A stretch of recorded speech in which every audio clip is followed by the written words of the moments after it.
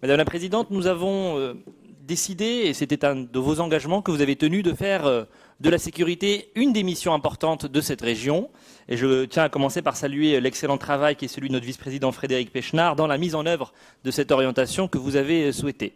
En effet, la région finance désormais la construction et la rénovation de commissariats de police nationale, de casernes de gendarmerie. Nous finançons naturellement la vidéoprotection partout où les communes nous le demandent. Nous sécurisons aussi nos lycées, y compris par la vidéoprotection. Et je m'étonne qu'encore en 2018, nous ayons parfois des débats totalement idéologiques et totalement stériles avec une partie de l'opposition de gauche de cet hémicycle sur cette question de la vidéoprotection et plus généralement sur cette question de la sécurité, puisqu'il y en a encore, et je les entends à l'instant, qui nous expliquent que la vidéoprotection est totalement inefficace. Nous pensons le contraire et nous assumons cette mission de manière parfaitement pragmatique. Donc, Madame la Présidente, vous avez voulu faire de cette mission de la sécurité une priorité absolue, y compris dans nos transports, avec le renforcement de nos agents de sécurité dans nos transports. Eh bien, si nous pouvions avoir avec vous, Madame la Présidente, un point d'étape de la mise en œuvre de ce bouclier de sécurité, je vous en remercie par avance. Dans l'hémicycle, ça tombe bien parce que justement, je viens d'écrire à tous les députés de l'Assemblée nationale d'Île-de-France une lettre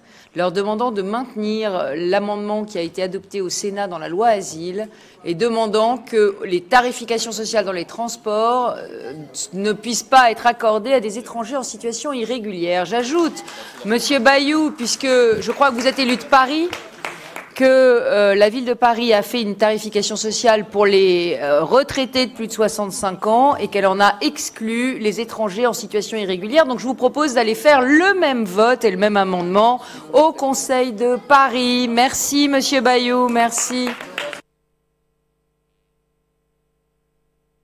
Et ne me dites pas qu'il n'y a pas de bénéficiaires de l'AME de plus de 65 ans en France. Bien, nous